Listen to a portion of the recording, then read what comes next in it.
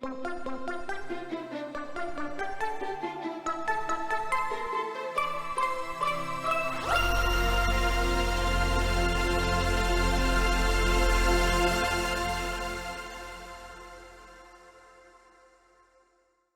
you so much, Elaine. Great to be back, even if with a different hat, but very much feeling part of a community that has very much inspired the work that we're doing at GAPF. And so I hope you, in the course of my talk, you'll see your footprint here and there of work that you've done and contributed with. I want to state up front that GAPF is a program that is very young, that was started in 2020, and as such, I'm not going to tell you about a story of success. I will be telling you about a journey and how we are discovering where GAPF could go and how it can add value to the work that we need to do to ensure that children have better medicines. And so I'll start by reminding you of why GAPF was created, describe a few lessons learned that we tried to replicate in other disease areas and really some of the accomplishments that we've had so far, outline some of the key opportunities and challenges that we have ahead of us, and then see what's next and how you get involved. But to start, I really need your help, and I'd like to see in the room, if you could raise your hand if in your clinical practice or in your public health work, you've dealt with medicines that are not antiretrovirals. If you could raise your hand. Many hands, great.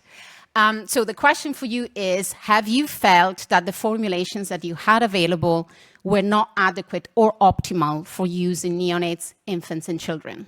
Raise your hand. Clearly.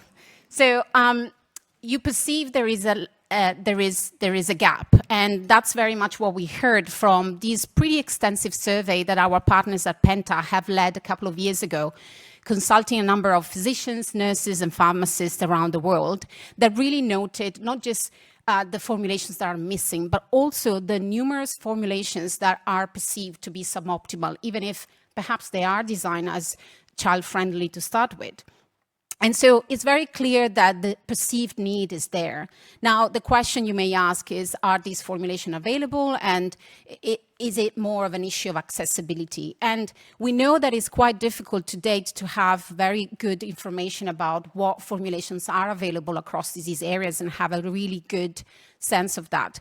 But what we did, it was to try to look at the essential medicine list as a little bit of a surrogate marker of that, and try to see what's the level of uptake of the essential medicine list that, for children, that, as you know, really summarize all the pediatric formulations that needs to be used to prevent or treat various conditions. And we've noticed that the uptake of these lists is very, very poor. And a lot of countries most countries don't have the essential medicine list for children and only have the essential medicine list for adults. And 2/3 of the countries that we looked at don't even mention pediatric formulations in those lists. So while it's true that some of these formulations might still be available because there are procurement mechanisms that allow for that, I think it's an important signal that reminds us that countries often don't really feel accountable to ensure that pediatric formulations are available on the ground to treat children. And so it's very clear that there's something that needs to be done. So why is it that we have a problem with pediatric medicines and formulation? You've seen probably this slide before because we built it together.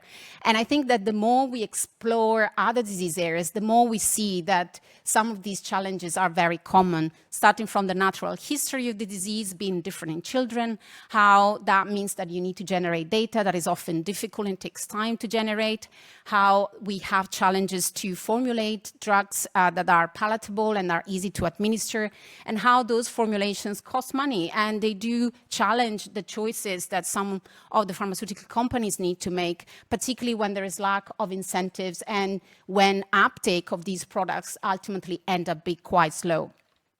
And it's not that nothing has happened in this space. A lot of different partners and stakeholders have worked at different stages and are tackling some of these issues. But there are still challenges that we are facing because, in fact, that work hasn't always been connected, as often happen in silos and without clear clarity about what the priorities were. and sometimes missing opportunities for acceleration and kind of approaching things a little bit as we've done it historically, without, again, really trying to be innovative, if you like. And then in a context of a vulnerable and fragile environment, when you don't support or don't fund one step of the product life cycle, then the impact that a lot of this work was designed to achieve cannot be achieved. So the question is, can we do this differently? Yes, we can, because we've done it. And we've done it in the HIV community in a recent example with dolutegravir that we've just heard about. And I think this story is a story of success that all of you almost in the room have contributed to, starting from innovators that have been very responsive and engaged with dynamic research networks that have refined their clinical trial design. That evidence has been generated more rapidly, shared with WHO so that guidelines could really provide signals to countries that something was going to change. Then investments on and the work of key organizations that have engaged with generic manufacturers to develop better formulation and approve them faster than ever before. And then at the same time, key partners that have started the work on the ground to get the tools ready to support the rollout of the formulation once available and procure through key mechanisms. So that to date, we have 95 countries that have and are using pediatric dolutegravir with a tremendous impact on treatment outcomes. So we don't want this story to remain a nice story we always tell to each other. I think we want to use this as really a way to inspire us and kind of change the way we do things and really generate a sustainable change across disease areas, because there is a critical ingredient here, which is the collaboration and coordination that we can replicate elsewhere. And that's why GAP-F was designed to really be a network of partners that work across the product life cycle, from when a product is considered a priority through when it's developed and then introduced and scaled up in countries, by unlocking barriers and generating acceleration where that's possible. We need to do that, obviously, with a number of partners at the table, because no one can do this alone. And as you can see, we have 33 partner organizations at the moment that really bring different expertise from different disease areas and from different parts of the product life cycle. And we're very, very lucky and to have all of this, because we know that, again, none of us can do this alone. We started from HIV, hepatitis, and TB, because obviously those were disease areas where the partners landscape and the drug optimization agenda were probably more mature. But then over the last 2.5 years, tried to test the platform on additional set of diseases and therapeutic areas that include things like antibiotics, neglected tropical diseases, and cancer. And we are now looking at the future and think about what are the disease areas where we could add value and further provide some contribution in the infectious disease space, but also in the non-communicable disease space. And so some of the diseases that are floating on the surface are sickle cell and RSV, for example, that I know is of interest to many of you. So I'm now going to move to show you a bit how we have adapted some of the lessons that we've learned in HIV and applied them to other disease areas, starting from how, together with many of you in the room, almost 10 years ago, we had the first PADO prioritization process that really helped us to clarify what are the key gaps in terms of formulations. And I think over the last 10 years, through the 5 iterations of PADO, we've really been able to reduce the noise and gain clarity about what are the things we need to do and we need to focus our efforts on. So now the PADO process has become a standard operating procedure that has been applied to a number of therapeutic areas. As you can see, there are many of them there. And of course, we had to adapt our methodology, but we feel that this is a really important accomplishment at this point in time in GAP-F to have this clarity, particularly in areas like antibiotics and cancer, where a lot was happening, but actually the clarity wasn't really there. And so we hope that this is contributing already to line up a number of stakeholders towards a common goal. The second lessons that we try to apply is how we have taken our approach of challenging the status quo and historical approaches. Some of you may remember when we got at the table and tried to really see how PK modeling could be used better, how we could really shorten that 10 years of delay that we were seeing for approval between adults and children, and how that work helped us to engage with regulators, and as a result of that, we're actually able to influence and positively improve the regulatory guidance that currently companies are receiving. So we are now trying to apply the same type of approach to antibiotics, for example, which for those of you that are less familiar with this field, it's a quite complex area of work because there's multiple trials that are often required. There's a lot of disconnect between regulatory requirements around the globe.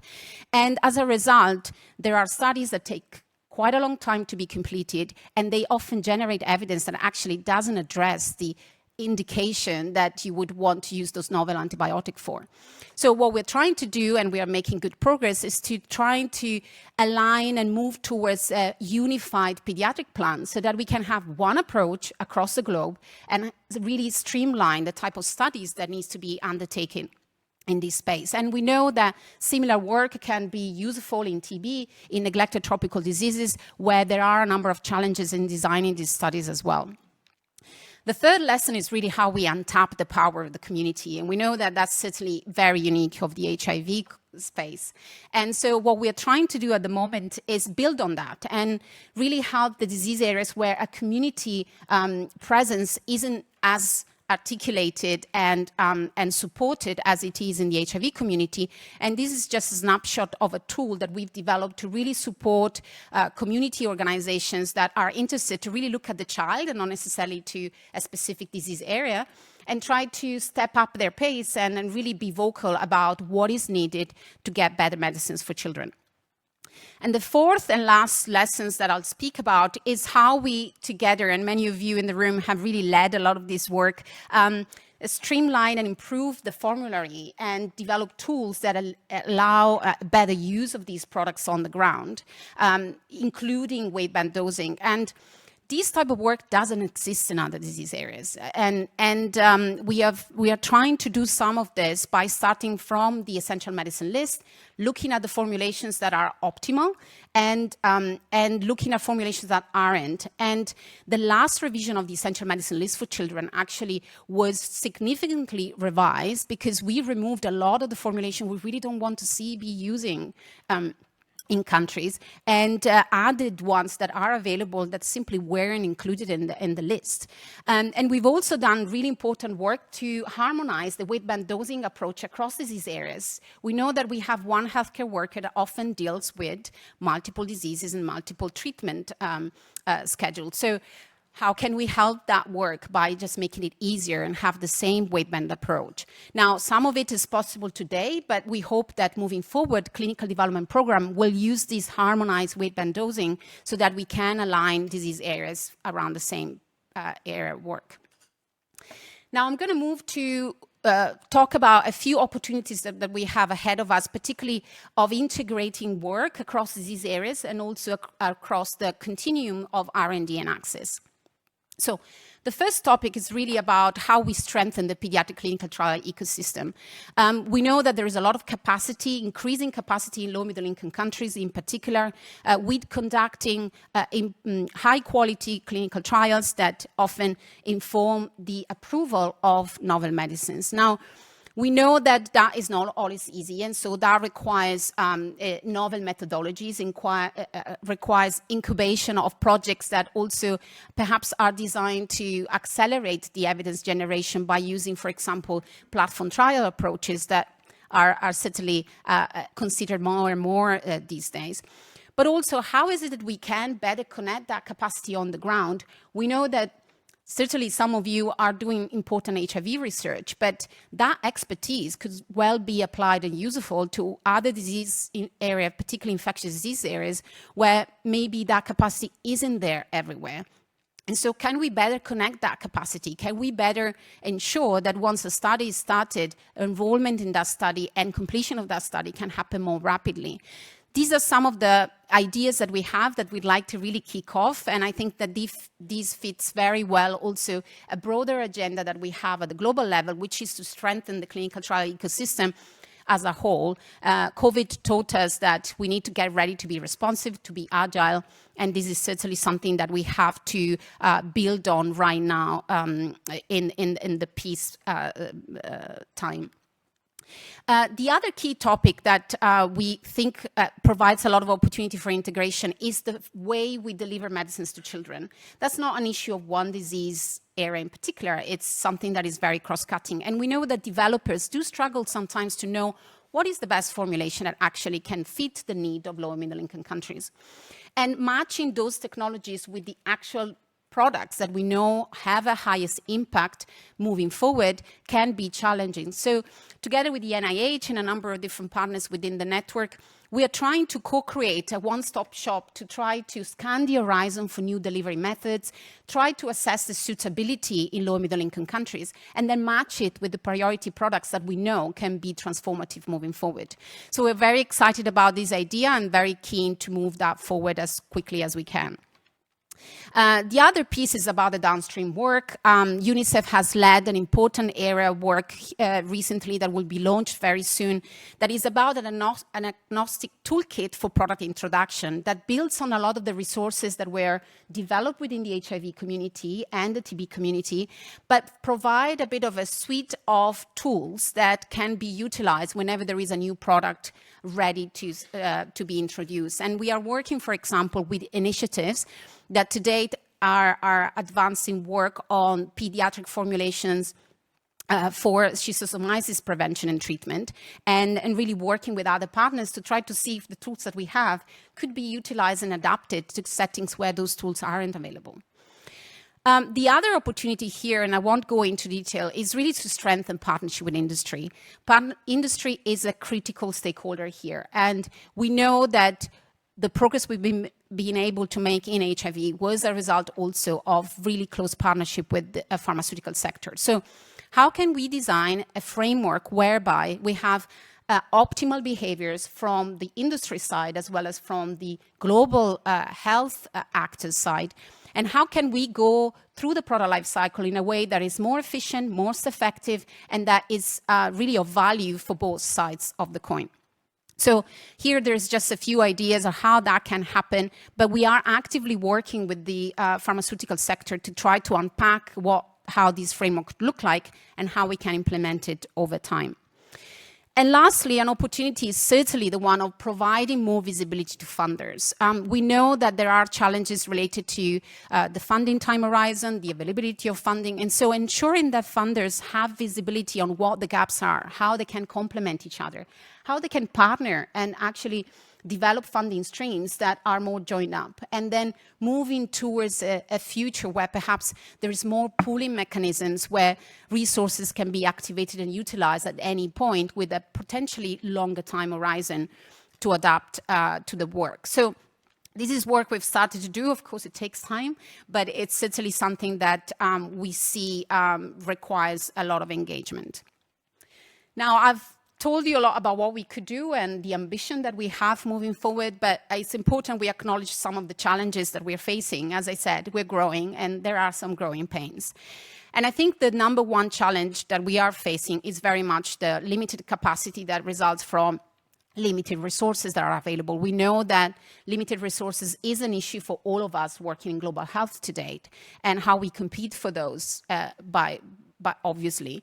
But also how they are often disconnected and short-term, and that doesn't fit research, development, and access. And so that is an area that we've challenged. And I put like that little picture of a trial formulation for sofosbuvir 100 milligram. You heard from Ali earlier, you know, how in principle there are tools, right, to really treat hepatitis C in children. There's 500,000 hepatitis C of children living with hepatitis C that could be cured of hepatitis C, but we don't have the right formulations. And we just simply weren't able to mobilize resources, and we tried to apply for a number of grants, tried to speak with many funders, and we knew what we needed to do and what we wanted to do, but there just was no resources to be able to continue that work. And this is just an example, and unfortunately, there are other situations like that.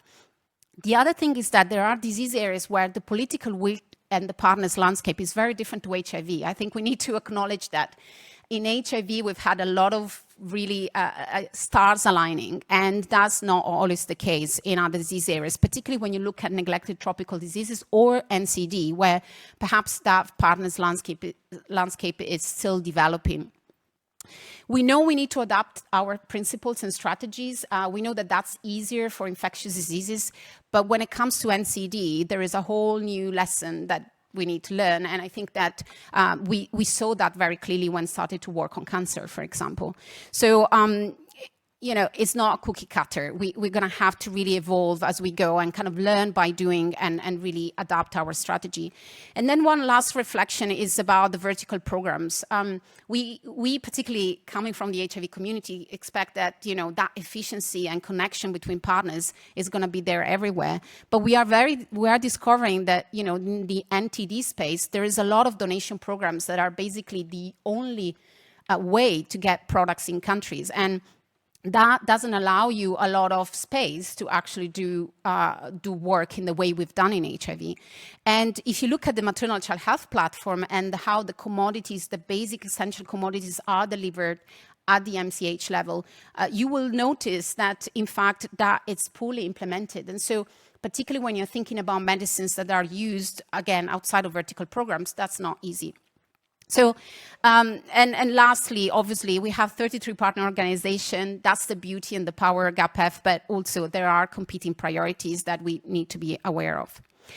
I'll wrap up just by telling you what's next. We are really in a phase of, you know, reflecting on the lesson learned. So this talk was very useful, but also looking at the future and what we can do and what we can change. We are trying to stage our engagement of various disease areas, understanding that there are different levels of maturity in terms of drug optimization work, and also refining some of the work that we do at GAPF, understanding that we are learning how we have certain strengths and perhaps in other spaces where perhaps we need to better connect with others that are operating in this field. But one thing is sure, that we want to expand our community, and we hope that my talk today sort of motivated you and triggered your interest to perhaps join this journey with us, whether your organization wants to become a member. We are at the stage now to really look at the future, and that might be a good timing, but also in general to join what we will be a GAPF community of practice, where we will have a number of events and information that you can access to if you are interested and keen to contribute. So I'll just close there and thanking obviously the village that is part of GAPF. As you have understood very well, a lot of this work needs a lot of people, and I want to flag in particular colleagues at WHO, colleagues that are very active within the strategy and coordination committee of GAPF, and then of course all our members as well as our funders that have really believed in our mission and our vision and are now supporting the work that we are doing and moving forward. Thank you so much.